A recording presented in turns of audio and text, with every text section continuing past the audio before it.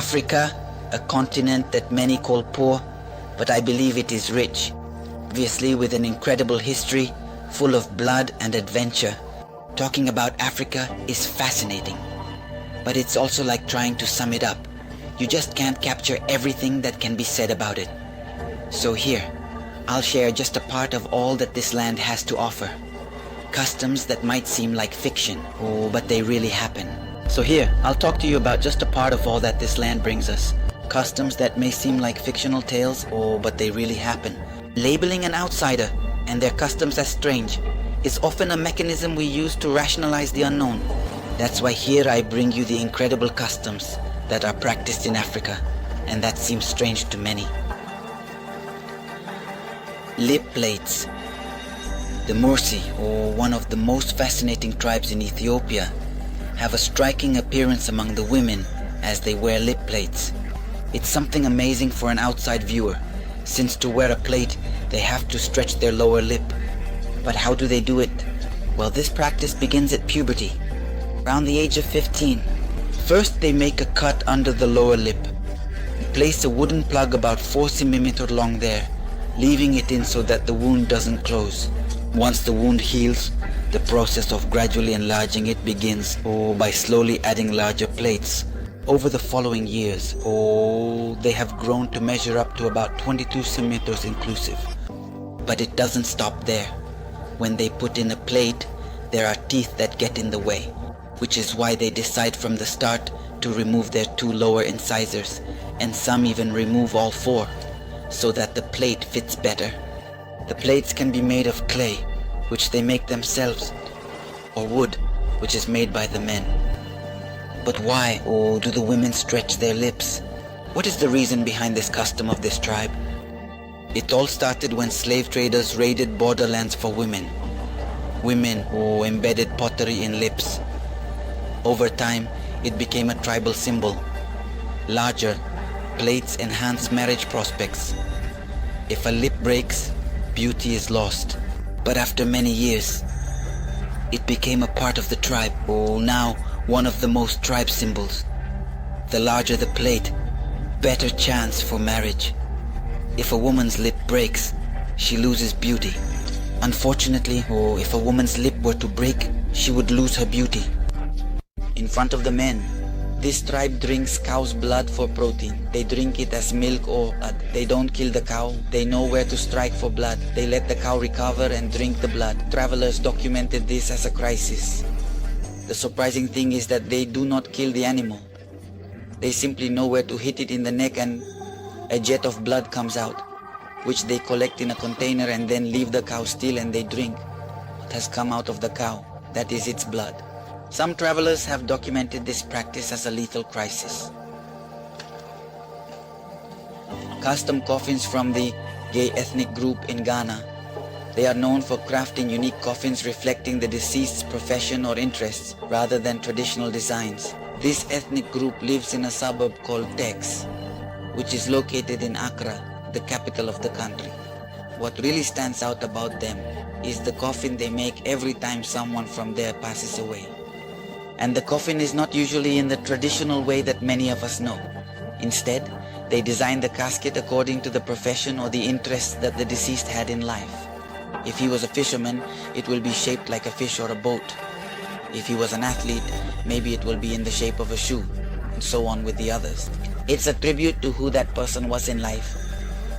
It's not a coffin that can be made quickly. Bodies spend 2 to 3 weeks in the morgue before being buried. Each creation is unique. This tradition from Ghana has gained fame and reached Europe. England has received orders, and in France, Besançon has a museum with over 20 replicas of these coffins made in Ghana. The incredible thing about this case is that no identical creations are made, even though they may have the same professions. Try to make a unique creation for each person. This tradition from Ghana has gained quite a bit of fame with this peculiar way of creating coffins for their deceased, and it has even reached Europe. For example, in England, they have received orders from there, and in France, there is a city called Besançon that has an ethnological museum with over 20 replicas of these types of coffins made in Ghana. Wow! The women of the Imba tribe, located in a country called Namibia, which is in the southwest of Africa, show us something truly incredible just by observing them. The skin of the women doesn't show the typical color of many African inhabitants. Instead, it has a reddish hue, making them striking and unique. To achieve that color, they apply makeup daily made from ochre powder, which is a clay stone, and butter taken from their cow.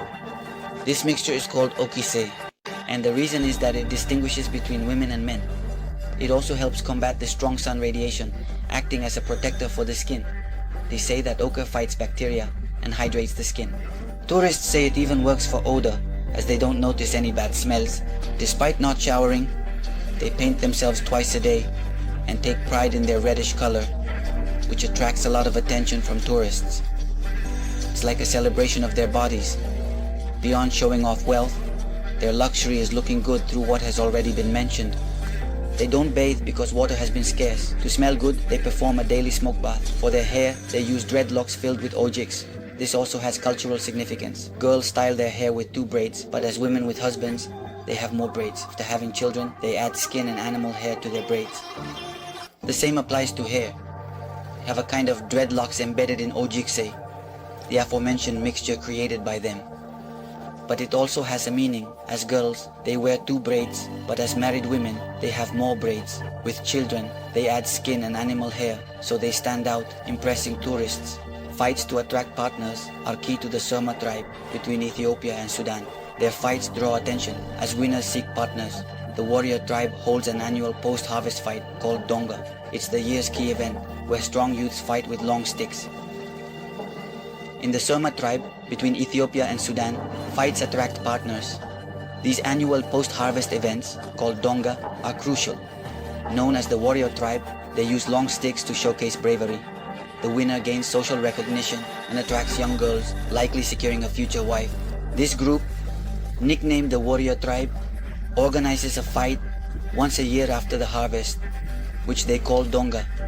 It's the most important event of the year, where the strongest young people from each village fight using quite long sticks. This fight will demonstrate each person's bravery, but the winner is the one who will gain significant social recognition. On the other hand, the attention of young girls. So, with their victory, they will very likely secure their future wife. And don't think it's just a simple fight, because it's dangerous. They can end up with serious injuries and even die. Though of course, killing the opponent is prohibited. Injuries usually involve loss of an eye, broken fingers, or open wounds on the body or head. After the fight, the winner will point his stick at the girl he likes and wants to win over. There's no other way to win a girl, right? Circumcision rituals. They don't know that circumcision is the cutting of part of the foreskin of the penis. But in Africa, it goes beyond that and is practiced in different parts of the continent. Examples of this are the Xhosa. I hope I pronounce it correctly. A group that lives in South Africa.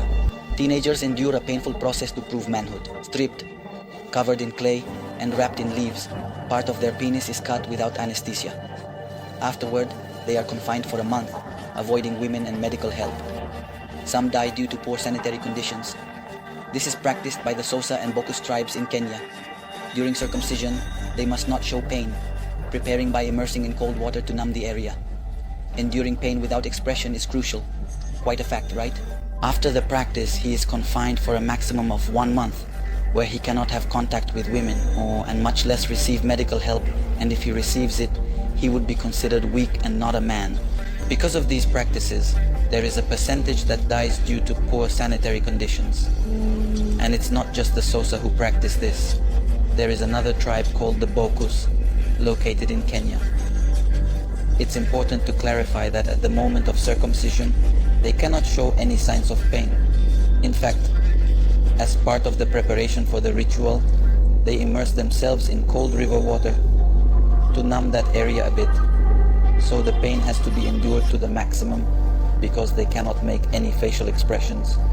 Quite a fact, right? Female genital mutilation is a dangerous rite among the Maasai in Kenya and Tanzania. Despite being illegal, it continues in remote areas, posing severe risks. In the case I mentioned earlier, it is an ancestral tradition of the Maasai located on the border of Kenya and Tanzania. It is an initiation ritual for girls into adults, where they mutilate the genitals of women and throw a big party to celebrate femininity, beauty, and marriage. It's important to mention that this practice is illegal, but in areas where the government has little access, it continues to be practiced. It's even a dangerous custom where many have died. But this isn't the only tribe. There's another one, called the Dasanek, where they also mutilate women by cutting off the clitoris. This ceremony is called demi for them, and it's a deeply rooted belief where they think that if they don't do it, the family could die one by one. So it's like a religion for them, and they believe in this, which has gradually led to women raising their voices against this practice. The tribe where women hold the power. The Wodabe tribe is a nomadic Islamic community that spends most of its time in the Sahel, which is the area between the Sahara and the Savannah, but can also be found in Cameroon, in Chad, and in Nigeria. And here, everything is completely different from what we're used to, especially regarding Islam, where the man is the one in charge, so to speak. And what stands out the most is the most impressive beauty festival in the world called Herewald, which is celebrated at the end of the rainy season in September. And here all the effort is put in by the men. They spend 6 hours putting on makeup. Yes, you heard that right. Their body and face. They paint their faces with red clay and black eyeliner to highlight the whites of their eyes, and use lipstick to show off their teeth. To complete the look, they put white ostrich feathers in their hair to appear taller. But why all of that? Well, to impress the 3 women. There are 3 women, and they will choose the most handsome man as their husband. They dance to attract attention. Other women can also choose partners freely, as they practice polygamy. At the time of this presentation, they will be dancing to attract attention. And not only can these 3 choose a man, but the other women present can also decide to be stolen by some, since they have freedom and can have relationships without any problem with any man, since they practice polygamy and can have several husbands if they so wish. 2001 is definitely a culture that is completely different from all the previous ones mentioned, and very distinct from our Western culture.